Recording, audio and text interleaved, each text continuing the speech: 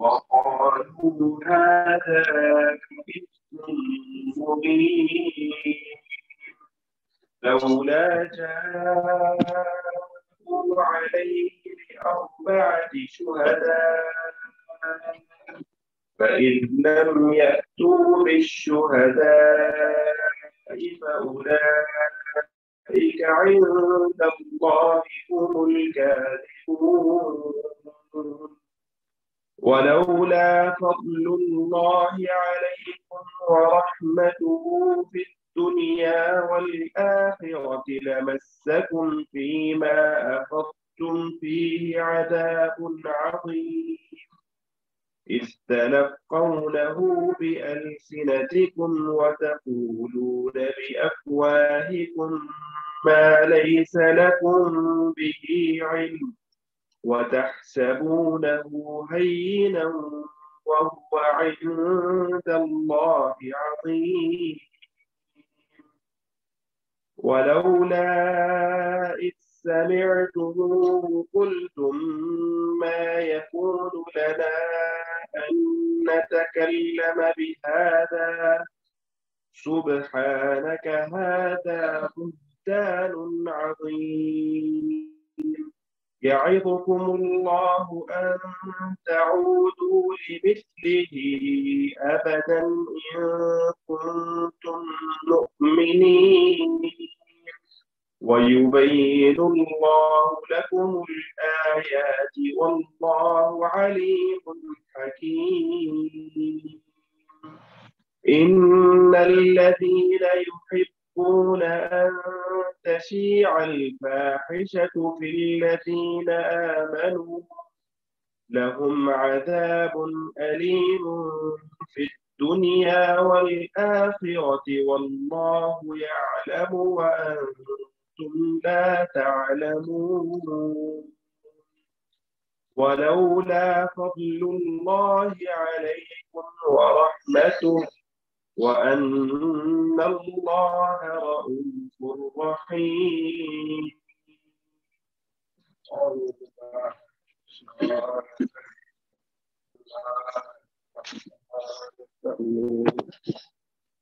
ان الذین جاؤوا بالافک، بے شک وہ لوگ جو بہتان باندھ کے لائے، عصبۃ منکم، وہ تمہیں میں سے ایک گروہ ہے، یعنی مسلمانوں میں سے، لا تحسبوہ شرا لکم، اس کو تم اپنے لیے شر نہ سمجھو، خرابی نہ سمجھو، بل ہوا خیر لکم، بل یہ تمہارے لیے بہتر ہے، لکل امرئ منہم ما اکتسب من الاسم، اس بہتان کے واقعے میں جس آدمی نے جتنا کمایا یا جتنا حصہ لیا گناہ سے، اسے اتنی ہی سزا ملے گی، یا اس نے اتنا ہی وبال اٹھایا جتنا اس نے اس گناہ میں حصہ لیا۔ والذی تولی کبرہ، اور وہ شخص جس نے اس واقعہ افک کا سب سے زیادہ بوجھ اٹھایا یا سب سے زیادہ حصہ لیا، لہو عذاب عظیم، اس کے لیے عذاب عظیم ہے۔ یہ جو پورا رکوع ہے یہ حضرت عائشہ رضی اللہ تعالیٰ عنہ کی برات کے بارے میں نازل ہوا ہے، اور ظاہر ہے کہ اس میں جو زیادہ حصہ لینے والے تھے یا جس نے ابتدا کی اس فتنے کی، وہ تو منافقوں کا سردار تھا عبداللہ بن ابی، اور اسی کی طرف اشارہ ہے کہ جس آدمی نے اس فتنے کا آغاز کیا یا فتنے کی ابتدا کی، اس کو اسی حساب سے سزا بھی زیادہ ملے گی اس کی۔ اور جو اللہ تعالیٰ نے شدید غصے کا اظہار فرمایا ہے، باقی منافق جو ہے وہ بھی اللہ کی نگاہ میں اسی طرح کافر اور مشرک ہے جس طرح دوسرے ہیں، لیکن جو عبداللہ بن ابی ہے اس کے بارے میں تو خاص طور پہ الگ اللہ تعالیٰ نے یہ بات ارشاد فرمائی کہ اس کے لیے محمد صلی اللہ علیہ وسلم آپ 70 بار بھی معافی مانگیں گے تو میں اس کو معافی نہیں دوں گا، اگر آپ اس کو معاف کر بھی دیں گے تو میں اس کو معاف نہیں کروں گا۔ بڑی سخت اللہ تعالیٰ نے سورہ توبہ میں یہ بات ارشاد فرمائی۔ ایکچولی ہوا یہ کہ جب بدر کے بعد کچھ لوگ کفار اور مشرکین کے قیدی بن کے آئے، اس وقت نبی صلی اللہ علیہ وسلم کے چچا جو تھے حضرت عباس، وہ بھی قیدیوں میں شامل تھے، اور نبی صلی اللہ علیہ وسلم نے ان کو قمیض دینی چاہی، اور کسی آدمی کی قمیض پوری نہیں آ رہی تھی، وہ ذرا بڑے جسم کے آدمی تھے، لمبے جسم کے آدمی تھے۔ عبداللہ بن ابی جو ہے یہ بھی لمبے جسم کا تھا، اس کی قمیض پوری آ گئی، اور اس نے اپنی قمیض دی نبی صلی اللہ علیہ وسلم کو کہ آپ اپنے چچا کو دے دیں گے۔ اصل میں وہ ایک احسان تھا عبداللہ بن ابی کا، جس کا نبی صلی اللہ علیہ وسلم بدلہ اتارنا چاہتے تھے۔ چنانچہ جب وہ فوت ہوا، اس وقت اس کا جو بیٹے تھے عبداللہ بن ابی کا بیٹا بڑا مخلص صحابی تھا، اور اس نے خاص طور پہ نبی صلی اللہ علیہ وسلم سے درخواست کی کہ یا رسول اللہ آپ اپنا قمیض دیں تاکہ آپ کے قمیض میں اس کو کفن دیا جائے۔ نبی صلی اللہ علیہ وسلم نے اپنا قمیض دے دیا، اس میں کفن بنایا گیا اس کا، اور پھر عبداللہ نے نبی صلی اللہ علیہ وسلم سے درخواست کی یا رسول اللہ آپ اس کی نماز جنازہ بھی پڑھا دیں۔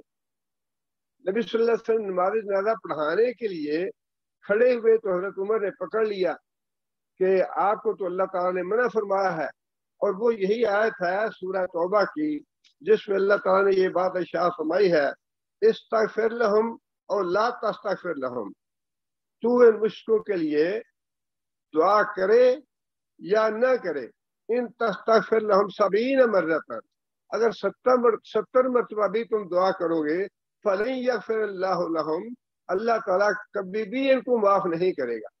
یہ جرم تھا اس کا عبداللہ بن ابی کا، جو حضرت عائشہ رضی اللہ تعالیٰ کے بارے میں طوفان گڑا تھا، اس نے بہتان گڑا تھا۔ یہ اس کا نتیجہ ہے کہ اللہ تعالیٰ نے یہ بات ارشاد فرمائی کہ اگر تم 70 بار بھی اس کے لیے معافی مانگو تب بھی اس کو معاف نہیں کروں گا۔ عبداللہ کے جو عبداللہ بیٹا تھا، اس کے کہنے پہ نبی صلی اللہ علیہ وسلم نے نماز جنازہ پڑھا دی۔ حضرت عمر نے روکا کہ یا رسول اللہ آپ کو اللہ نے روکا ہے کہ آپ ان کے لیے دعائیں مفت نہ کریں، تو نبی صلی اللہ علیہ وسلم نے فرمایا کہ مجھے اللہ تعالیٰ نے آپشن دیا ہے کہ دعا جو ہے ایک دفعہ کروں یا 70 مرتبہ کروں، تو میں 70 مرتبہ کروں گا، دعا مفت کروں گا، شاید اللہ اس کو معاف کر دے۔ اس لیے نبی صلی اللہ علیہ وسلم نے اپنی جو شفقت تھی اور امت کے ساتھ نرمی کا معاملہ تھا، اس کے تحت نماز جنازہ پڑھا دی۔ نماز جنازہ پڑھانے کے بعد پھر اگلی آیت نازل ہوئی، 84 نمبر ہے وہ، اس میں اللہ تعالیٰ نے یہ بات ارشاد فرمائی وَلَا تُصَلِّ عَلَىٰ أَحَدٍ مِّنْهُمْ مَاتَ أَبَدًا، اگر ان میں سے کوئی مرتا ہے تو کبھی بھی اس کی نماز جنازہ نہ پڑھائیں۔ آپ پہلے تو مغفرت کی دعا کا معاملہ تھا، نبی صلی اللہ علیہ وسلم نے گنجائش نکال لی اس میں کہ اللہ تعالیٰ نے مجھے یہ آپشن دیا ہے کہ تم اگر 70 مرتبہ بھی کرو یا 1 مرتبہ کرو تو میں بچوں گا نہیں، چلے میں 70 مرتبہ کرتا ہوں یا اسے زیادہ مرتبہ کرتا ہوں، ممکن ہے اللہ تعالیٰ معاف کر دے۔ لیکن جب نبی صلی اللہ علیہ وسلم نے نماز جنازہ پڑھا دی، اس کے بعد پھر یہ آیت نازل ہوئی وَلَا تُصَلِّ عَلَىٰ أَحَدٍ مِّنْهُمْ مَاتَ أَبَدًا وَلَا تَقُمْ عَلَىٰ قَبْرِهِ إِنَّهُمْ كَفَرُوا بِاللَّهِ وَرَسُولِهِ وَمَاتُوا وَهُمْ فَاسِقُونَ، ان کی نماز جنازہ بھی نہیں پڑھانی، اور نماز جنازہ کے بعد قبر پہ کھڑے ہو کے جو میت کے لیے دعا کی جاتی ہے وہ دعا بھی نہیں کرنی ان کے لیے۔ یہ نتیجہ تھا جو عبداللہ بن ابی نے بہتان گھڑا، اور اللہ تعالیٰ نے یہ بات ارشاد فرمائی کہ جس آدمی نے سب سے زیادہ حصہ لیا ہے اس بہتان میں، اس کے لیے عذاب بھی سب سے بڑا ہوگا۔ اور پھر یہ بات اللہ نے ارشاد فرمائی کہ یہ جو واقعہ ہے نا، اس میں ظاہر ہے صدمہ تو بہت تھا، صحابہ کرام کے لیے بھی صدمہ تھا، نبی صلی اللہ علیہ وسلم کے لیے بھی صدمہ تھا. اللہ تعالیٰ نے تسلی دلائی اس معاملے میں کہ ٹھیک ہے یہ صدمے کا باعث تو ہے واقعہ، لیکن اس واقعے میں تمہارے لیے امت مسلمان کے لیے بہت سے بھلائی کے پہلو بھی ہیں. جو منافق اور مومن تھے ان کی تمیز ہو گئی. منافق کون ہے؟ اور وہ تمیز آج تک ہوتی چلی آ رہی ہے اور یہ قیامت تک رہے گی. آج بھی جو لوگ حضرت عائشہ رضی اللہ تعالیٰ پہ بہتان لگاتے ہیں اور معاذ اللہ ثم معاذ اللہ ان کو جہنمی کہتے ہیں، وہ منافق ہے. وہ پتہ نہیں یہ کون سے امام ہے، انہوں نے یہ بات کہی کہ عائشہ جو ہے نا وہ تو ماں ہے مومنوں کی. جو مشرک ہے اور جو کافر ہے یا منافق ہے ان کی ماں نہیں ہے، وہ ان کو ماں نہیں سمجھتے. ماں تو ہے وہ مومنوں کی. اس لیے جو معاذ اللہ تبرہ کرتے ہیں یا معاذ اللہ اب بھی بہتان باندھتے ہیں وہ منافق ہیں، اور مومنوں کی ماں ہے حضرت عائشہ، منافقوں کی ماں نہیں.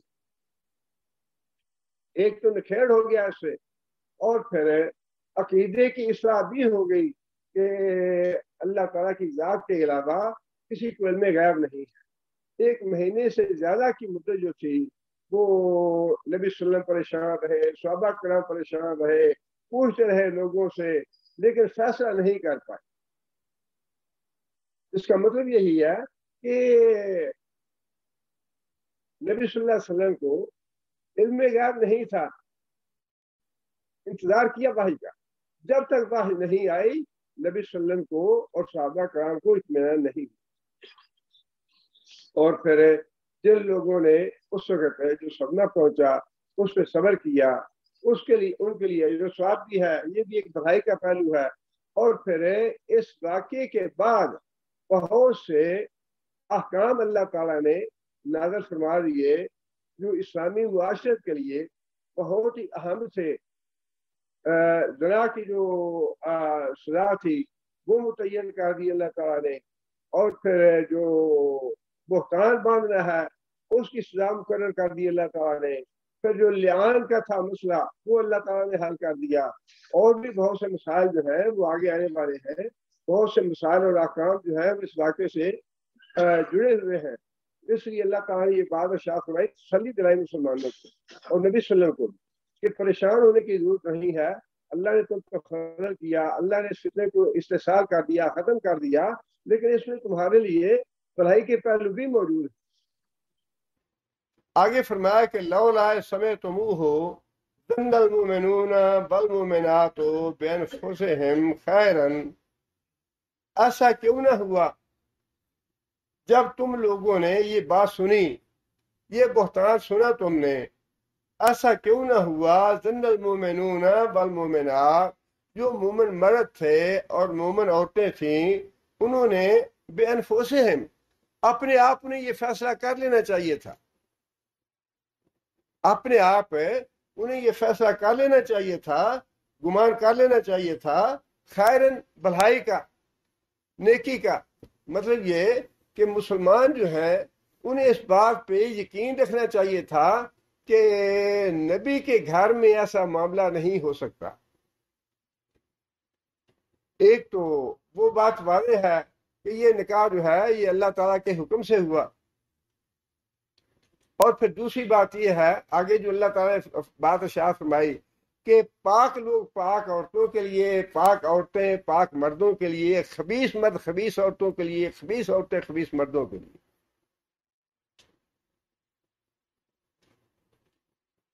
اس لیے اللہ تعالیٰ نے فرمایا یہ جو گمان ہے نا، اس کے بارے میں بھی جو سورہ حجرات میں اللہ تعالیٰ نے یہ بات ارشاد فرمائی ہے، یا ایھا الذین آمنوا اجتنبوا کثیرا من الظن ان بعض الظن اثم، گمان کرنے سے بچو اس لیے کہ بیشتر گمان جو ہے نا وہ گناہ ہوتے ہیں.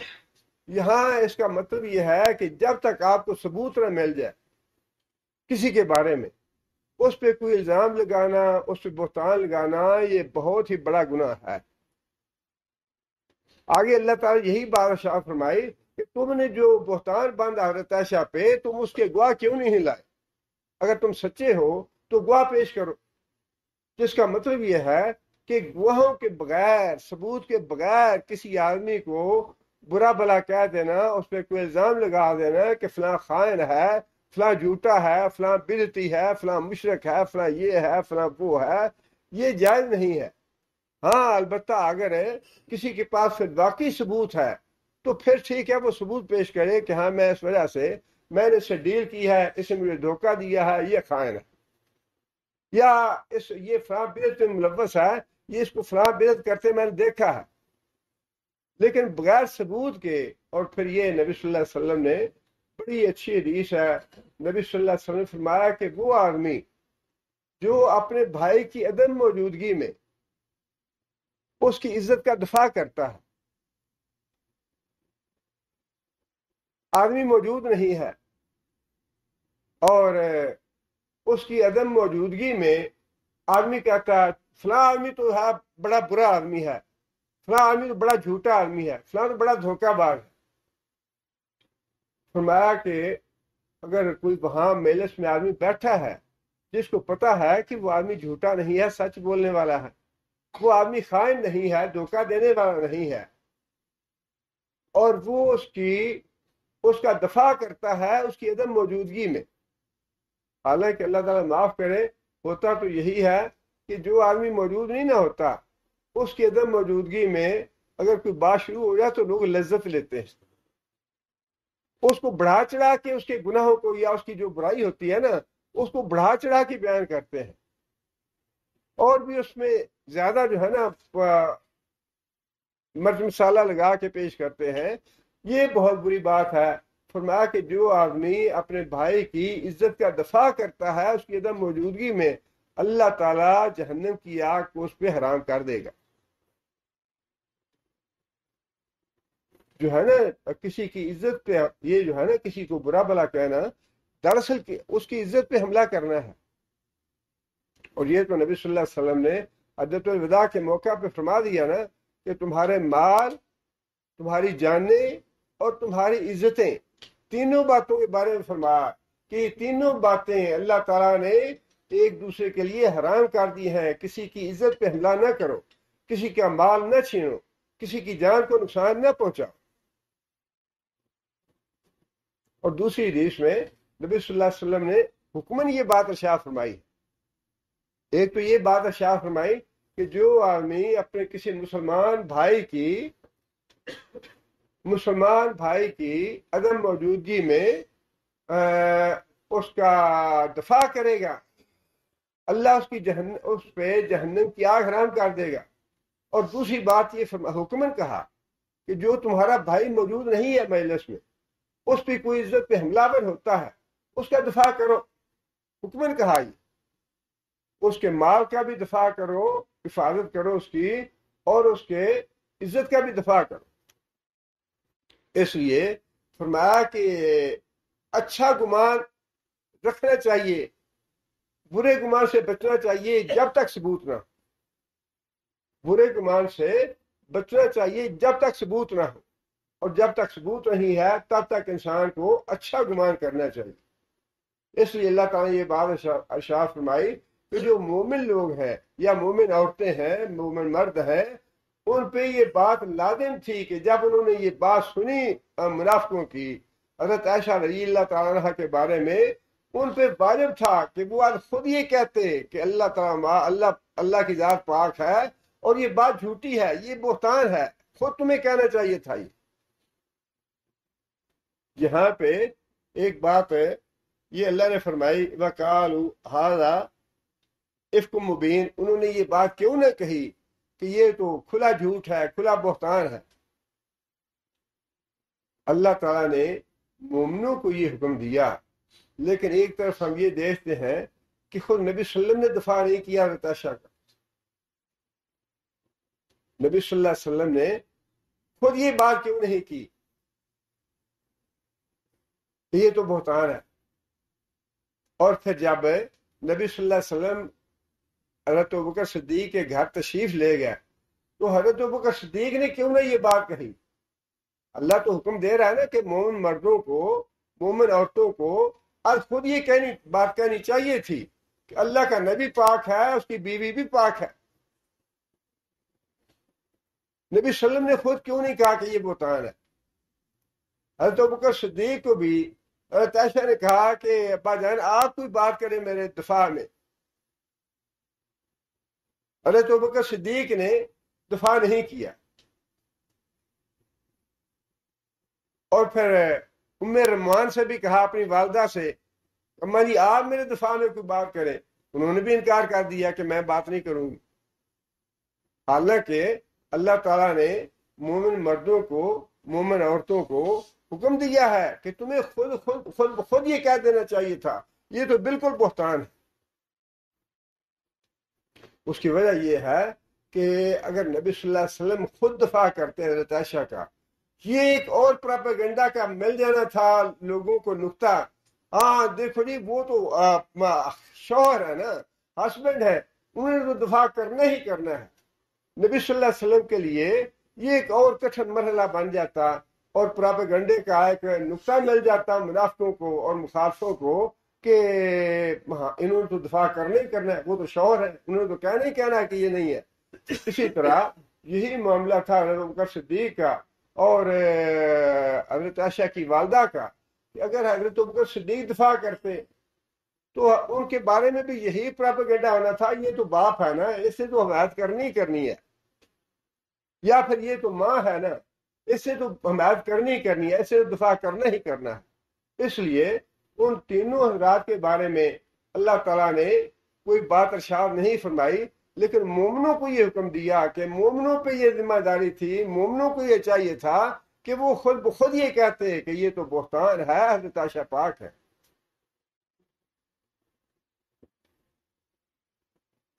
آگے پھر اللہ فرماتے ہیں لولا جاؤ علیہ باربعۃ شہداء، ایسا پھر کیوں نہ ہوا کہ اگر یہ سچے تھے تو پھر 4 گواہ لاتے. یہاں پہ اللہ تعالیٰ نے قانون بنا دیا کہ اگر کسی نے کسی پہ زنا کی تہمت لگانی ہے، الزام لگانا ہے، اس کو 4 ثبوت پیش کرنے پڑیں گے. 4 ثبوت پیش کرنے پڑیں گے. اب اس کے بارے میں فقہاء نے بڑی تفصیل لکھی ہے. وہ 4 جو گواہ ہیں عینی ہونے چاہیے، متقی ہونے چاہیے، پرہیزگار ہونے چاہیے. وہ شرائط ایسی ہیں کہ بظاہر وہ پوری ہونی ممکن نہیں. شرائط ایسی ہیں جو فقہاء نے جو اس کی تشریح کی ہے یا جو احادیث میں بھی باتیں آئی ہیں وہ ایسی ہیں کہ وہ پوری ہونی ممکن نہیں ہے. لیکن اگر پوری ہو جاتی ہیں، اگر 4 گواہ مہیا ہو جاتے ہیں، ایک تو یہ ہے کہ گواہ مہیا ہونے 4، یا جو مجرم ہے وہ خود اپنی زبانی اقرار کر لے، وہ بھی 4 گواہوں کے برابر. اگر مجرم جو ہے وہ خود اقرار کر لیتا ہے. ایسا واقعہ ہوا، مجھے سالمی نے کہا تھا لے کے آیا نبی صلی اللہ علیہ وسلم کے پاس مقدمہ، یا رسول اللہ میرا بیٹا جو ہے یہ اس کے گھر ملازم تھا، اس کی بیوی سے اس نے زنا کیا ہے، اور اس نے اپنے طور پہ ہی فیصلہ کر لیا کہ 100 بکریاں جو ہیں اس کو دے دی اور جو ہے معاملہ جو ہے وہ ختم کر دیا. نبی صلی اللہ علیہ وسلم کے پاس مقدمہ گیا تو نبی صلی اللہ علیہ وسلم فرمایا کہ یہ زنا جو ہے نا یہ معاوضے والی بات نہیں ہے، اس کا معاوضہ نہیں ہے، یہ کوئی ایسی چیز نہیں ہے جو رضامندی سے کر لی جائے تو حکم اٹھا دیا جائے گا، یا جس کا معاوضہ طے کر لیا جائے تو شریعت کا حکم ختم ہو جائے گا. یہ ایسی بات نہیں ہے. تم اپنی یہ بکریاں واپس لو، اور جو تمہارا بیٹا ہے وہ ان میریڈ ہے، اس کو 100 کوڑے لگیں گے، 1 سال کے لیے اس کو جلا وطن کیا جائے گا. اور جو عورت تھی اس کے بارے میں نبی صلی اللہ علیہ وسلم نے صحابی سے کہا کہ جاؤ جا کے اس عورت سے پوچھو کہ تم نے یہ زنا کیا کہ نہیں کیا. اگر اقرار کرے تو اس کو سزا دو، سنسار کرو، اگر اقرار نہ کرے تو پھر سزا نہیں. ظاہر ہے وہ جھوٹ تو ہے، لیکن اس کا معاملہ پھر اللہ کے پاس ہو گیا. اگر اقرار کر لے تو وہ بھی 4 گواہوں کے برابر ہے. یہ 2 ہی صورتیں ہیں، یا تو 4 گواہ پیش کیے جائیں، اور اگر 4 گواہ پیش نہیں کرتے اور مجرم اور خود اقرار کر لیتا ہے تو پھر بھی اس پہ سزا لاگو ہو جائے گی. یہاں پہ اللہ تعالیٰ نے یہ بات ارشاد فرمائی کہ 4 گواہ کیوں نہیں لائے؟ فَلَمْ يَأْتُوا بِالشُّهَدَاءِ فَأُولَٰئِكَ عِندَ اللَّهِ هُمُ الْكَاذِبُونَ۔ جو آدمی ثبوت پیش نہیں کر سکتا بہتان لگانے کے بعد، ثبوت پیش نہیں کر سکتا، وہ اللہ کے نزدیک فاسق ہے، گناہگار۔ اب یہ چیز ایسی ہے کہ اللہ تعالیٰ کے جو بنائے ہوئے قوانین ہیں ان کو خود نبی صلی اللہ علیہ وسلم نے بھی نہیں توڑا۔ اللہ تعالیٰ کے بنائے ہوئے قوانین جو ہے نا، اللہ تعالیٰ معاف کرے، آج تو سوچ جو ہے بالکل ہی بدل گئی ہے۔ ان جو ہے نا سزاؤں کے بارے میں کوئی بات کرنے بھی گوارا نہیں کرتا، حالانکہ وہ معاملے جو ہیں اتنے سخت ہیں، اتنے شدید ہیں کہ چوری کا جو حد ہے یا چوری کی سزا اللہ کی بنائی ہوئی ہے، اللہ کی طے کردہ ہے، اور نبی کو بھی اس بات کا اختیار نہیں کہ اللہ کی بنائی ہوئی سزا کو اللہ کی طے کردہ سزا میں کوئی کمی بیشی کر لیں۔ نبی صلی اللہ علیہ وسلم کو بھی اس بات کا اختیار نہیں ہے۔ اور یہی معاملہ یہ زنا کا جو ہے سزا اس میں بھی ہے۔ نبی صلی اللہ علیہ وسلم نے مدینہ کی معروف بدکار عورت تھی، ہر آدمی کی زبان پہ تھا کہ یہ بدکار ہے۔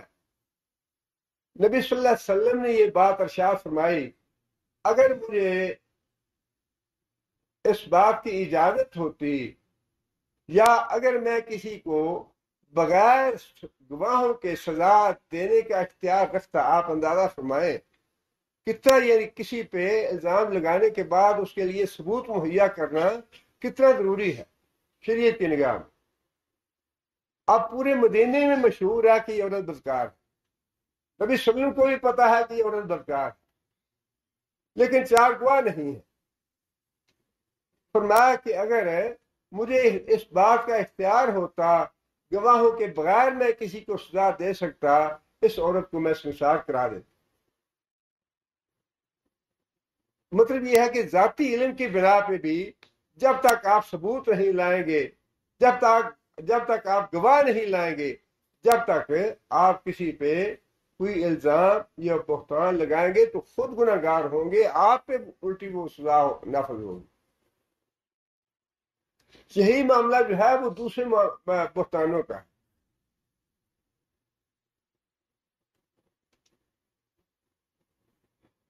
کوئی بھی بہتان آپ کسی پہ لگاتے ہیں، کوئی بھی برا بھلا کسی کو کہتا ہے، اس کے لیے جب تک وہ ثبوت نہیں لائے گا، جب تک وہ کہنے والا خود گناہ گار بنے گا، خود وہ سزا کا مستحق ٹھہرے گا، وہ وبال خود اٹھائے گا۔ آگے پھر اللہ فرماتے ہیں وَلَوْلَا فَضْلُ اللَّهِ عَلَيْكُمْ وَرَحْمَتُهُ فِي الدُّنْيَا وَالْآخِرَةِ لَمَسَّكُمْ فِي مَا أَفَضْتُمْ فِيهِ عَذَابٌ عَظِيمٌ۔ اگر اللہ کا فضل شامل حال نہ ہوتا، اگر اللہ کی رحمت تمہارے اوپر نہ ہوتی دنیا میں بھی اور آخرت میں بھی، لَمَسَّكُمْ فِي مَا أَفَضْتُمْ، تو وہ جو بہتان والا معاملہ شروع ہو گیا تمہارے درمیان، عذاب عظیم، تو پھر عذاب عظیم آتا تمہارے اوپر ہے دنیا میں بھی اور آخرت میں بھی۔ مطلب یہ کہ اس کا اللہ تعالیٰ نے خود استحصال کر دیا، اللہ تعالیٰ نے خود اس کا حل نکال دیا۔ اگر اللہ کا فضل اور اللہ کی رحمت شامل حال نہ ہوتی تو یہ بہت بڑا فتنہ بن جاتا، بہت تمہارے لیے مسائل کھڑے ہو جاتے۔ اللہ نے اپنے فضل سے اور اپنی رحمت سے مسئلہ حل کر دیا۔ اس سے یہ بات معلوم ہوتی ہے ہمیں صرف وہ واقعات اپنے ذہن میں نہیں رکھنے چاہیے جس کو ہم پڑھ رہے ہیں، یہ ہمارے اوپر بھی زندگی میں کبھی نہ کبھی اس طرح کے معاملات پیش آ جاتے ہیں۔ ایسے پیچیدہ معاملات، ایسے پیچیدہ لڑائی جھگڑے، ایسے پیچیدہ مشکلات اور مسائل آ جاتے ہیں، انسان کو سمجھ نہیں آتی کہ کیا کرے۔ بیوی بچوں کا معاملہ کھڑا ہو جاتا ہے، برادری میں، کنبے قبیلے میں، یا جس کے ساتھ بزنس ہوتا ہے، کاروبار ہوتا ہے، ایسے ٹیڑھے مسائل آ جاتے ہیں، انسان کو پتہ نہیں چلتا، انسان کو سمجھ نہیں آتی کیا کرے انسان۔ اس واقعے سے یہی پتہ چلتا ہے کہ انسان کو ہر وقت اللہ کی رحمت اور اللہ کا فضل جو ہے اس کا سوال کرتے رہنا چاہیے. یہی بات اللہ نے فرمائی یہاں پہ. اگر اللہ کا فضل اور اللہ کی رحمت شامل حال نہ ہوتی تمہارے لیے مسائل کھڑے ہو جاتے, تمہارے لیے بڑی مصیبت بن جاتی, تمہارے لیے بڑے فتنے پیدا ہو جاتے, لیکن اللہ نے اپنے فضل سے اور اپنی رحمت سے اس معاملے کو سمیٹ دیا. آگے اللہ فرماتے ہیں اس تلقونه بألسنتکم. وہ فطرہ کیا تھا؟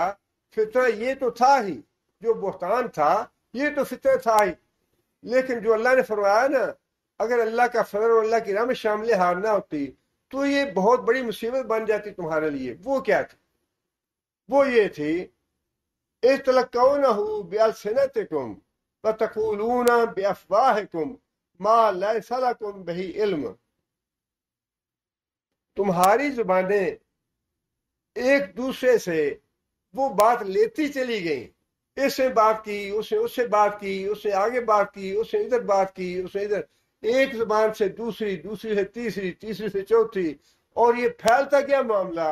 اور یہ جو فتنہ تھا جو زبان کے ذریعے پھیلا, فرمایا کہ اگر اللہ کی فضل و رحمت نہ ہوتا تو یہ زبان کا فتنہ بہت بڑی مصیبت بن جاتا تمہارے لیے. ایک زبان, اور یہ ایسے ہی ہوا نا, نبی صلی اللہ علیہ وسلم نے زبان کے معاملے میں بڑی جو ہے نا سخت باتیں ارشاد فرمائی ہیں زبان کی احتیاط کے معاملے میں. ایک تو یہ بات ارشاد فرمائی کہ جو آدمی سنی سنائی بات آگے کر دیتا ہے وہ جھوٹا ہے. بغیر ثبوت کے بات سن لی اور اس کا ثبوت نہیں ہے, فرمایا کہ وہ آدمی اگر آگے بات پہنچاتا ہے تو وہ آدمی جھوٹا ہے. اور پھر فرمایا کہ حضرت معاذ رضی اللہ تعالیٰ نے نبی صلی اللہ علیہ وسلم پوچھا یا رسول اللہ کوئی جنت میں جانے والے اعمال جو ہیں وہ مجھے بتائیں, جنت میں جانے والے اعمال بتائیں مجھے. نبی صلی اللہ علیہ وسلم فرمایا کہ اچھا شرک نہ کرو, اللہ کی عبادت کرو, نماز پڑھو, روزہ رکھو, صدقہ خیرات کرو, صلہ رحمی کرو, نیکی کے بعد باتیں بتائیں. آخر میں یہ بات ارشاد فرمائی کہ اچھا معاذ میں تمہیں ساری نیکیوں کی جڑ جو ہے وہ نہ بتا دوں, ساری نیکیوں کی جڑ نہ بتا دوں. حضرت معاذ رضی اللہ تعالیٰ نے عرض کیا کہ ہاں یا رسول اللہ ضرور بتائیں.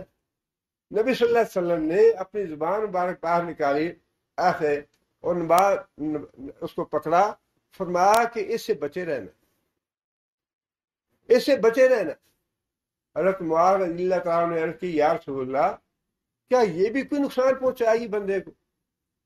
نبی صلی اللہ علیہ وسلم فرمایا کہ معاذ تجھے تمہاری ماں گم پائے زبان کی وجہ سے, یہ زبان جو ہے لوگوں کو منہ کے بل جہنم میں گرا دے گی, منہ کے بل جہنم میں گرا دے گی. اور دوسری حدیث میں نبی صلی اللہ علیہ وسلم نے یہ بات ارشاد فرمائی کہ ہر روز صبح کے وقت جب انسان اٹھتا ہے نا تو جتنے بھی اعضاء ہیں انسان کے وہ سارے کے سارے زبان سے درخواست کرتے ہیں کہ خدا کے لیے تم سیدھی رہنا, تم سیدھی رہو گی تو ہم بھی سیدھے رہیں گے, تم ٹیڑھی ہوگی تو ہم بھی ٹیڑھے ہو جائیں گے.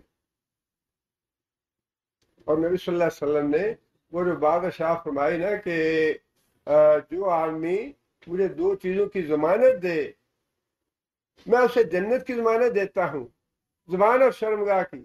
یہ بالکل صحیح بات ہے کہ 50% گناہ زبان کے اور 50% گناہ شرمگاہ.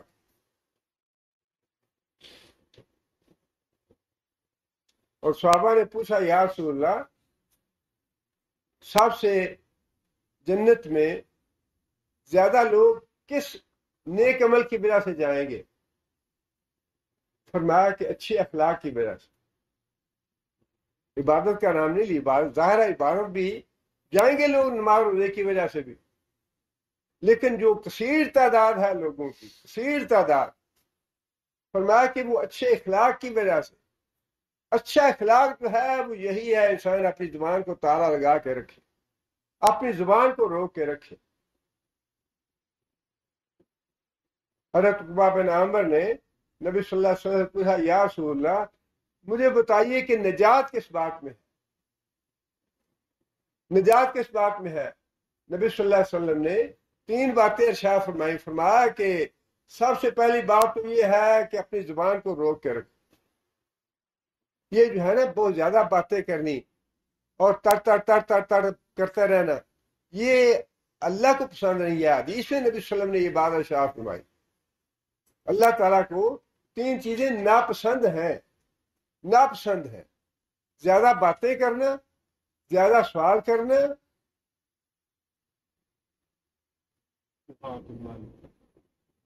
مال ضائع کرنا. ہاں مال ضائع کرنا. مال ضائع کرنا. مال اللہ نے دیا ہے تو اس مال کو استعمال کرنے کی ممانعت نہیں ہے، لیکن اسراف کرنا اور مال کو ضائع کرنا یہ بھی ناپسند ہے. زیادہ باتیں کرنی یہ بھی ناپسند ہے. فرمایا کہ اپنی زبان کو روک کے رکھو، اور دوسری بات یہ فرمائی بلا وجہ اپنے گھر سے نہ نکلو. بلا وجہ گھر سے نہ نکلو. جب تک انسان گھر میں رہتا ہے یا مسجد میں رہتا ہے انسان گناہوں سے بچا رہتا ہے. اللہ کی سب سے پسندیدہ جگہ مسجد ہے، مسجد. اور سب سے ناپسندیدہ جگہ بازار ہے، اس لیے کہ بازار گناہوں کی جگہ ہے. جتنے بھی لڑائی جھگڑے جھوٹ دھوکہ فریب اور کاروباری معاملات جتنے بھی ہیں وہ سارے بازاروں میں ہوتے ہیں. اور جو انسان کو سکون اور اطمینان اور راحت مسجد میں نصیب ہوتی ہے وہ تو کہیں بھی نہیں ہے. فرمایا کہ بلا وجہ گھر سے نہ نکلو، اپنی زبان کو روکے رکھو. اور تیسری بات یہ ارشاد فرمائی اپنے گناہوں کو یاد کر کے روتے رہو. اپنے گناہوں کو یاد کر کے روتے رہو.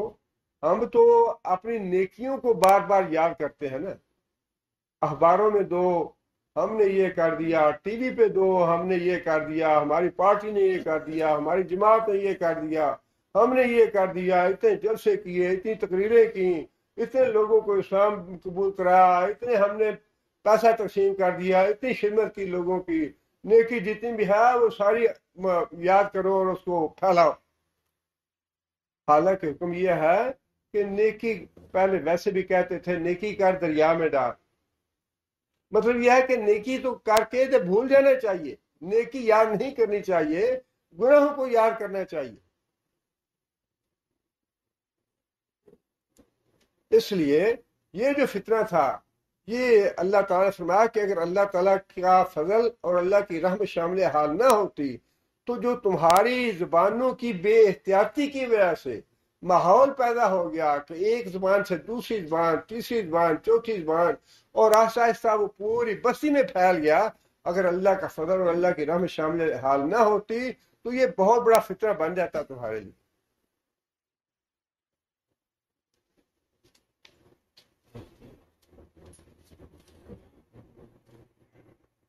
بَتَقُولُونَ بِأَفْوَاهِكُمْ، اور تم اپنے منہوں سے وہ بات کہہ رہے تھے ما لیس لکم بہ علم، جس کا تمہارے پاس کوئی ثبوت نہیں تھا.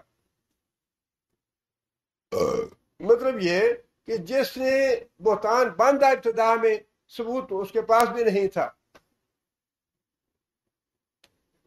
اور اس کے بعد جن لوگوں نے وہ بات آگے کرتے چلے گئے دوسروں تک پہنچاتے گئے ان کے پاس بھی کوئی ثبوت نہیں تھا. وَتَحْسَبُونَهُ هَيِّنًا، یہ ایک بات بڑی اہم ہے. اللہ فرماتے ہیں کہ یہ جو ایک زبان سے دوسری تک، دوسری سے تیسری تک، چوتھی تک ایسے بات پھیلی ہے، تم اس کو بڑا ہلکا سمجھ رہے تھے، تم اس کو بڑا معمولی سمجھ رہے تھے، حالانکہ ہوا عند اللہ عظیم، اللہ کے نزدیک تو بہت بڑی بات تھی یہ.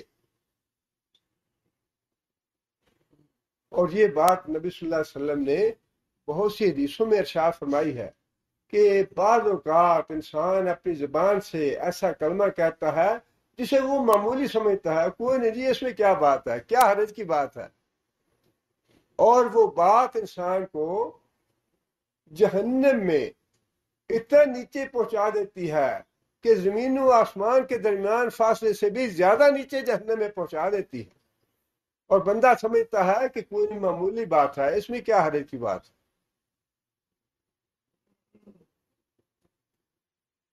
وہ بات وہی ہے، حضرت عائشہ یا حضرت عبداللہ بن مسعود کا قول ہے کہ ہمارے زمانے میں معمولی سا جو گناہ تھا نا اس کو پہاڑ کے برابر سمجھا جاتا تھا۔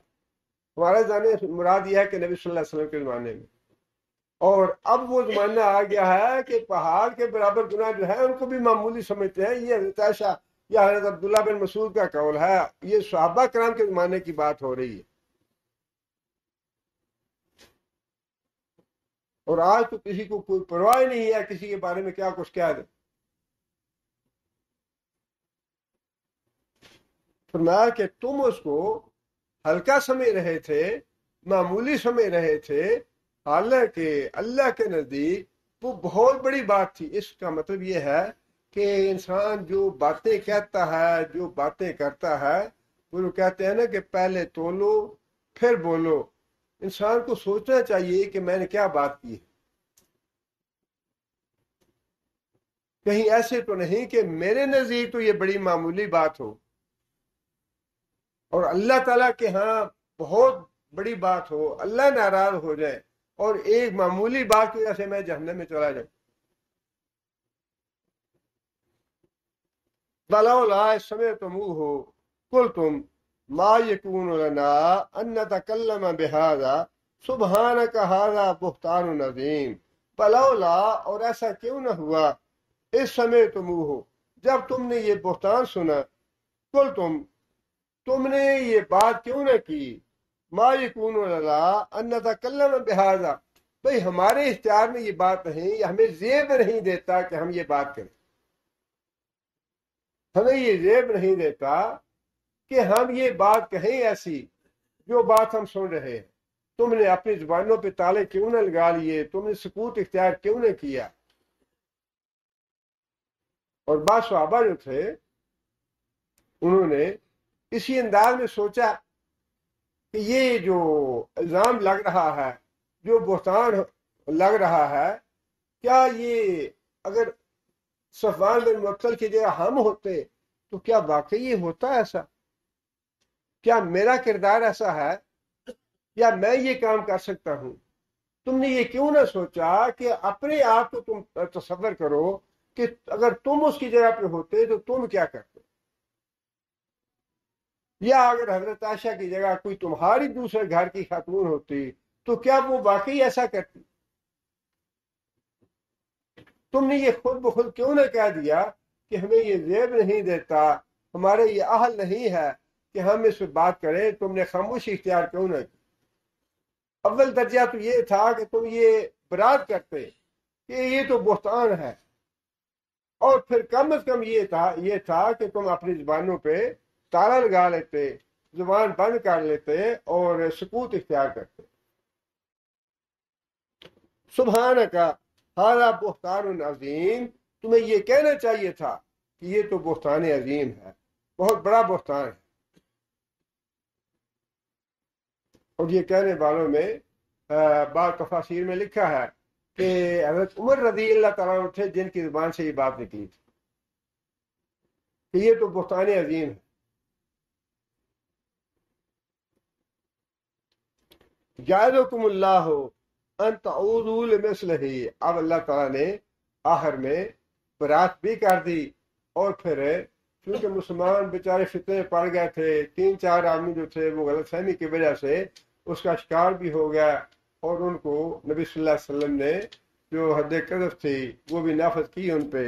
اس لیے اللہ تعالیٰ نے آخر میں یہ نصیحت فرمائی کہ اللہ تمہیں نصیحت کرتا ہے ان تعودوا لمثلہ ابدا، آئندہ ایسی بات نہ ہونے پائے۔ آئندہ اگر کوئی منافق ایسا فتنہ کھڑا کرتا ہے تو آئندہ تمہیں اب خود یہ کہہ دینا چاہیے کہ یہ تو بہتان والی باتیں، یہ تو بہتان ہے۔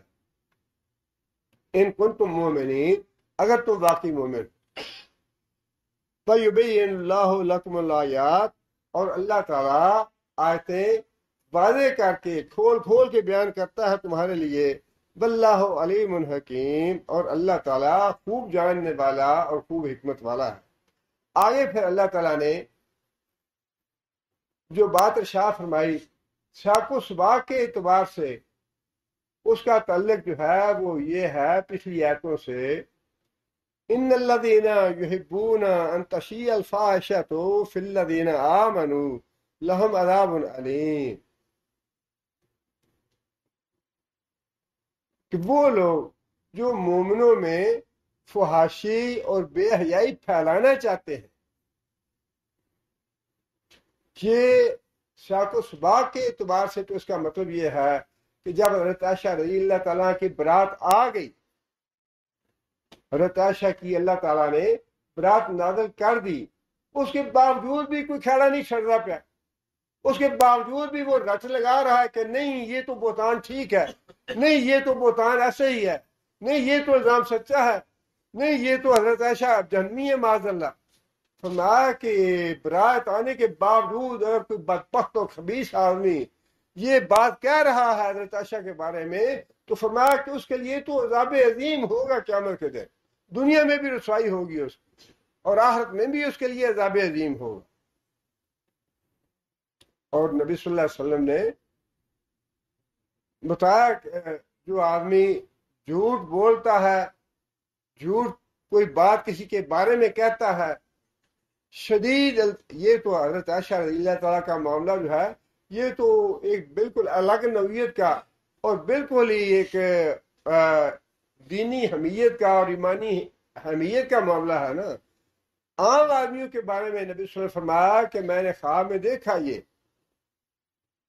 کہ جہنم میں فرشتے جو ہیں وہ ایک آدمی کو یہ سزا دے رہے ہیں کہ اس کی آنکھوں سے لے کر اس کی گدی تک خنجر کے ساتھ اس کا جسم چیر رہے ہیں، پھر اس کے جبڑے سے لے کر اس کی گدی تک اس کا جسم چیر رہے ہیں، اور پھر اس کے نتھنوں سے لے کر اس کی گدی تک اس کا جسم چیر رہے ہیں، اور پھر فرشتہ جو ہے وہ دوسری سمت جاتا ہے تاکہ اس کی دوسری سمت کا جبڑے سے لے کر اور یہ نتھوں سے لے کر آنکھوں سے لے کر گدی تک چیرتا رہے مسلسل۔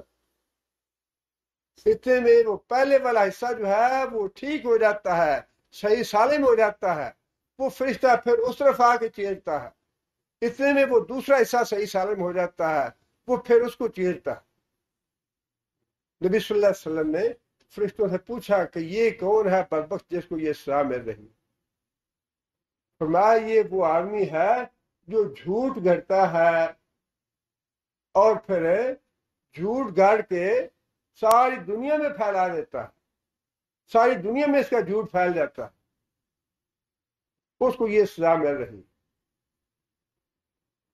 یہ جو ہے اللہ نے فرمایا کہ جو بہتان تم نے لگایا، اگر اللہ تعالیٰ کی طرف سے برات نازل ہونے کے باوجود تمہاری تسلی نہیں ہوئی، اگر اس کے باوجود تم یہ سمجھتے ہو کہ یہ بہتان تمہارا صحیح تھا، تو فرمایا کہ تمہارے لیے عذاب عظیم ہے۔ لیکن اس کے ساتھ ہی یہ آیت جو ہے عام ہے، آج کل کے حالات میں عام ہے کہ مسلمانوں کے معاشرے میں جو آدمی فحاشی، بے حیائی، بدکاری اور زنا کا ماحول پیدا کرنا چاہتا ہے، اس کے لیے دنیا میں بھی ذلت اور رسوائی ہے، آخرت میں بھی اس کے لیے عذاب عظیم ہے۔ اور یہ جتنے بھی وسائل ہیں ذرائع ابلاغ کے، خواہ وہ اخبارات ہیں یا جرائد ہیں یا ٹی وی ہے یا یہ موبائل ہے یا جتنے بھی سوشل میڈیا ہے، جتنے بھی ذرائع ہیں، ان کے ذریعے جو بھی آدمی جتنا بھی حصہ لے گا معاشرے میں بے حیائی اور فحاشی اور بدکاری پھیلانے کے لیے، اس کے لیے اتنی ہی سزا ہوگی، عذاب عظیم ہے اس کے لیے، دنیا میں بھی ذلت اور رسوائی اور آخرت میں بھی عذاب عظیم۔ اور نبی صلی اللہ علیہ وسلم نے جو بدکار لوگ ہیں اور جو زانی لوگ، وہ بھی اللہ تعالیٰ نے دکھائے نبی صلی اللہ علیہ وسلم کو خواب میں۔ نبی صلی اللہ علیہ وسلم کا گزر ہوا، نبی صلی اللہ علیہ وسلم نے دیکھا کہ ایک تنور ہے جس کے اندر ننگے بندے مرد اور عورتیں ہیں، اور آگ کی لپٹ جو ہے نیچے سے اٹھتی ہے، تو وہ ننگے لوگ جو ہے چیختے چلاتے اوپر آتے ہیں تنور کے منہ کی طرف. پھر وہ جو شعلہ ہے نیچے جاتا ہے تو وہ لوگ نیچے چلے جاتے ہیں، پھر شعلہ نیچے سے بھڑکتا ہے، پھر وہ اوپر اٹھتے ہیں اور چیختے چلاتے ہیں. نبی صلی اللہ علیہ وسلم نے پوچھا کہ یہ کون لوگ ہیں؟ نبی فرشتے نے بتایا کہ یا رسول اللہ یہ زانی مرد اور زانی عورتیں ہیں. اور یہ جو ہے نا عذاب آخرت کا، یہ ایک تو اس کی جو شدت ہے وہ اپنی جگہ پہ، لیکن آپ اندازہ کریں کہ اس میں نہ تو کوئی وقفہ آئے گا، نہ کوئی چھٹی آئے گی، نہ کوئی کمی ہوگی، وہ تو مسلسل ہے، بلکہ اس میں اضافہ ہونا ہے، اضافہ ہونا ہے، مستقل عذاب.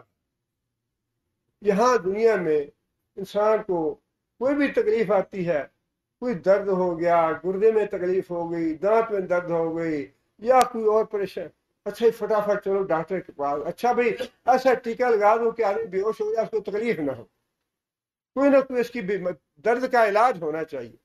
جب تک درد کا علاج نہیں ہوتا، جب تک آدمی بے چین رہتا ہے، فلاں ڈاکٹر کے پاس جاؤ، فلاں کے پاس جاؤ، فلاں یہاں تو انسان کرتا ہے اور پھر آرام آ بھی جاتا ہے، سکون آ بھی جاتا ہے، انسان کو چین آ جاتا ہے. وہاں یہ نہیں ہوگا کہ تکلیف آ رہی ہے تو ڈاکٹر کے پاس جائے، وہاں ڈاکٹر نہیں ہوں گے.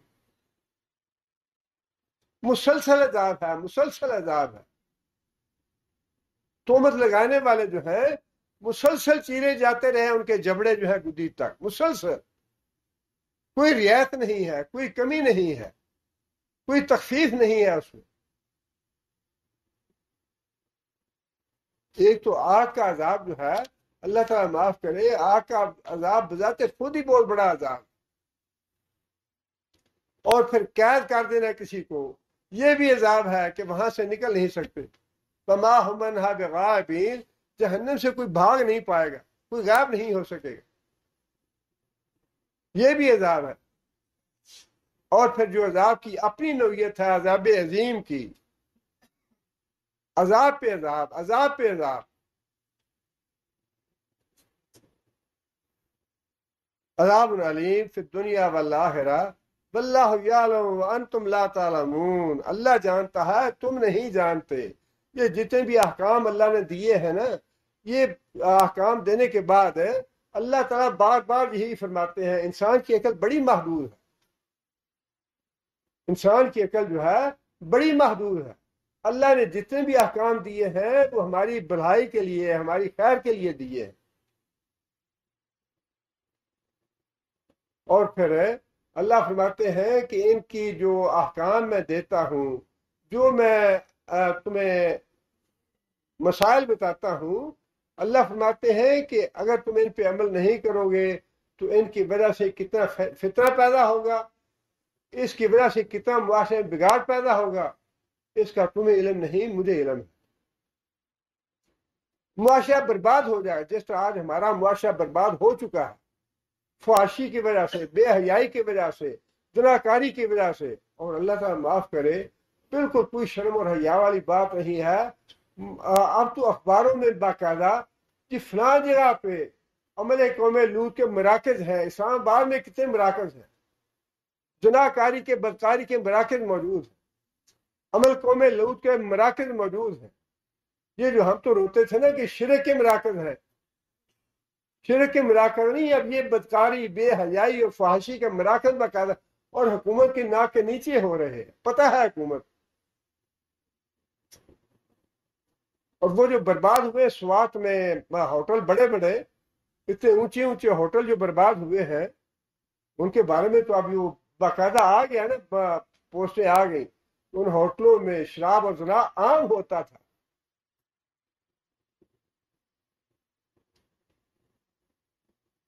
اس کا نتیجہ یہ نہیں نکلا، یہ اللہ نے جو فرمایا نا کہ میں جانتا ہوں، جو اللہ احکام دیتا ہے ان کی پابندی کرو گے تو تمہاری خیر و بھلائی ہے، پابندی نہیں کرو گے تو جو تباہی آئے گی، جو فساد پیدا ہوگا، جو فتنہ آئے گا، اس کا تم تصور بھی نہیں کر سکتے. اور وہ آج ہم دیکھ رہے ہیں، آج وہ جو اللہ تعالیٰ کا عذاب ہے، اللہ کا عذاب کون سمیٹنے کی ہمت رکھتا ہے؟ پوری دنیا لگ جائے، پوری دنیا مقابلہ نہیں کر سکتی، لیکن اس طرف ہم جاتے نہیں ہیں کہ یہ عذاب ہے ہمارے گناہوں کی وجہ سے۔ شراب پہ پابندی لگاؤ، زنا پہ پابندی لگاؤ، عمل قوم لوط پہ پابندی لگاؤ، نماز روزے کا حکم دو لوگوں کو، وہ کام کرتے نہیں ہیں۔ اس لیے اللہ نے فرمایا کہ اگر میرے حکموں پہ عمل نہیں کرو گے، جو پھر تباہی اور بربادی آئے گی تم نہیں جانتے، میں جانتا ہوں کیا ہو۔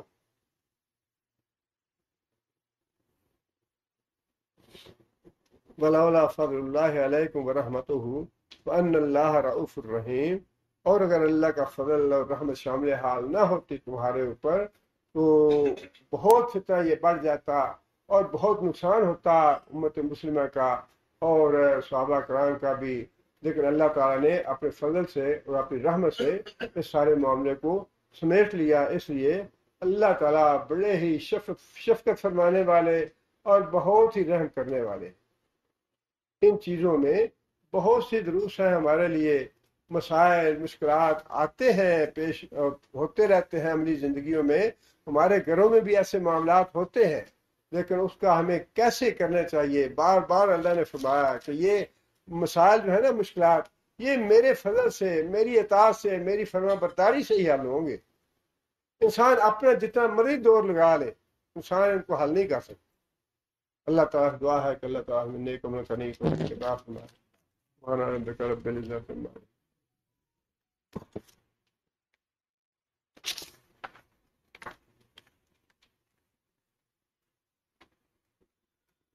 أعوذ بالله من الشيطان الرجيم، بسم الله الرحمن الرحيم. إن الذين جاءوا بالإفك عصبة منكم لا تحسبوا شرا لكم بل هو خير لكم، لكل امرئ منهم ما اكتسب من الإثم، والذي تولى كبره منه له عذاب عظيم. لولا إذ سمعتموه ظن المؤمنون والمؤمنات بأنفسهم خيرا وقالوا هذا إفك مبين، لولا جاءوا عليه بأربعة شهداء فإذ لم يأتوا بالشهداء فأولئك عند الله هم الكاذبون. ولولا فضل الله عليكم ورحمته في الدنيا والآخرة لمسكم فيما أخذتم فيه عذاب عظيم، استلقونه بألسنتكم وتقولون بأفواهكم ما ليس لكم به علم وتحسبونه هينا وهو عند الله عظيم. ولولا إذ سمعتموه قلتم ما يكون لنا أن نتكلم بهذا سبحانك هذا بهتان عظيم. يعظكم الله أن تعودوا لمثله أبدا إن كنتم مؤمنين، ويبين الله لكم الآيات والله عليم حكيم.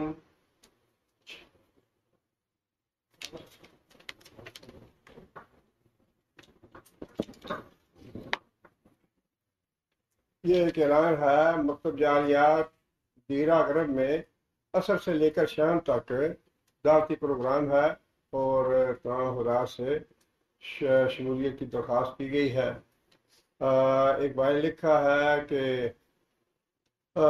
ایک خاتون ہے، ان کے خاوند انہیں گالیاں دیتے ہیں، برا بلا کہتے ہیں، وہ پریشان ہے، دعاؤں کی درخواست ہے۔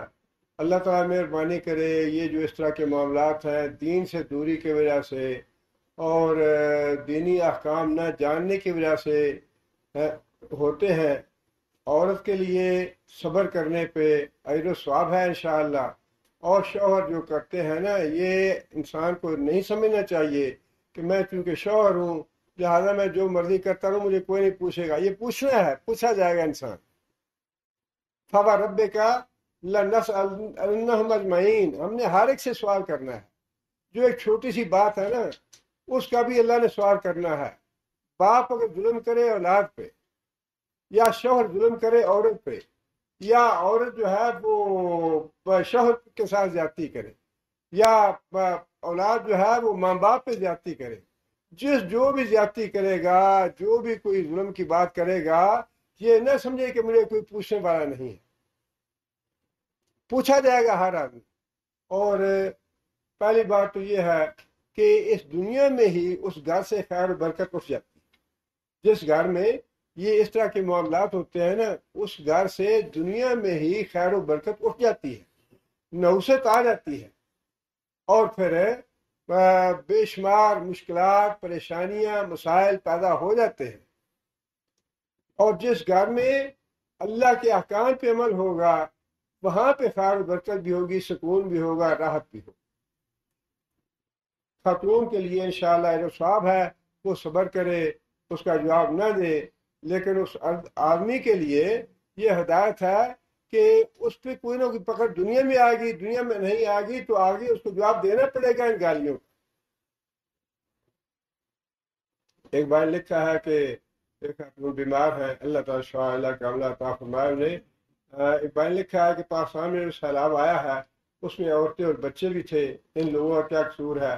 یہ مسئلہ جو ہے نا، حضرت ام سلمہ نے بھی نبی صلی اللہ علیہ وسلم سے پوچھا تھا۔ نبی صلی اللہ علیہ وسلم نے جب یہ بات ارشاد فرمائی کہ جب زمین میں اللہ کی نافرمانی عام ہو جائے تو پھر اللہ کا عذاب آتا ہے۔ جب اللہ کی نافرمانی عام ہو جائے تو پھر اللہ کا عذاب آتا ہے دنیا میں ہی۔ تو حضرت ام سلمہ نے یہ دریافت کیا، یا رسول اللہ، پھر اس میں تو بے قصور لوگ بھی ہیں، نیک لوگ بھی ہیں، تو ان پہ بھی عذاب آئے گا؟ تو نبی صلی اللہ علیہ وسلم نے فرمایا کہ ہاں، دنیا میں سب پہ عذاب آئے گا، لیکن قیامت کے دن اللہ تعالیٰ ان کی تلافی کر دے گا، ان کو اجر دے گا، ثواب دے گا، اللہ تعالیٰ کے درجات بلند کر دے گا۔ دنیا میں جو تکلیف ان پہ آئی، جو بے قصور تھے، بے گناہ تھے، نیک تھے، اللہ تعالیٰ ان کو اپنی طرف سے نعمتوں کے ساتھ، درجات کے ساتھ بلند مقام دے کے ان کی تلافی کر دے گا۔ لیکن دنیا میں پھر جب عذاب آتا ہے تو پھر سب پہ آتا ہے۔ اس لیے نبی صلی اللہ علیہ وسلم نے فرمایا کہ امر بالمعروف اور نہی عن المنکر کرتے رہا کرو، نیکی کا حکم دیتے رہو، برائی سے روکتے رہو، ورنہ عذاب آئے گا۔ اور یہ کام حکومتوں کا بھی ہے، ہمارا بھی ہے۔ ہر آدمی کو اپنے گھر میں امر بالمعروف اور نہی عن المنکر کرنے کا فرض ہے، فرض عین ہے۔ اپنے گھر میں دیکھیں، اپنے بیوی بچوں کو دیکھیں، اپنے بیٹوں کو دیکھیں، بیٹیوں کو دیکھیں، کیا کر رہے ہیں، کیا نہیں کر رہے، ان کو برائی سے روکنا، نیکی کا حکم دینا، یہ فرض عین ہے ہم پہ۔ نہیں کریں گے تو گھروں میں بھی عذاب آئے گا، اور اگر ملک کا معاملہ ہوگا تو ملک میں عذاب آئے گا۔ اللہ تعالیٰ اپنا دے۔ بسم اللہ الرحمن الرحیم، الحمدللہ رب العالمین، الرحمن الرحیم، مالک یوم الدین، ایاک نعبد و ایاک نستعین، اہدنا الصراط المستقیم، صراط الذین انعمت علیہم غیر المغضوب علیہم ولا الضالین۔ اللهم صل على محمد وعلى آل محمد كما صليت على إبراهيم وعلى آل إبراهيم إنك حميد مجيد۔ اللهم بارك على محمد وعلى آل محمد كما باركت على إبراهيم وعلى آل إبراهيم إنك حميد مجيد۔ ربنا ظلمنا أنفسنا إن لم تغفر لنا وترحمنا لنكونن من الخاسرين۔ ربنا آتنا في الدنيا حسنة وفي الآخرة حسنة وقنا عذاب النار۔ ربنا هب لنا من أزواجنا وذرياتنا قرة أعين واجعلنا للمتقين إماما۔ ربنا اصرف عنا عذاب جهنم إن عذابها كان غراما إنها ساءت مستقرا ومقاما۔ اللهم أيد الإسلام والمسلمين، اللهم أعز الإسلام والمسلمين، اللهم أذل الشرك والمشركين، اللهم دمر أعداء الدين، اللهم نذر قلوبنا بنور الإيمان، اللهم ثبتنا على الإسلام، اللهم اغفر لجميع المؤمنين والمؤمنات الأحياء منهم والأموات۔ ربنا تقبل منا إنك أنت السميع العليم وتب علينا إنك أنت التواب الرحيم۔ سبحان ربك رب العزة عما يصفون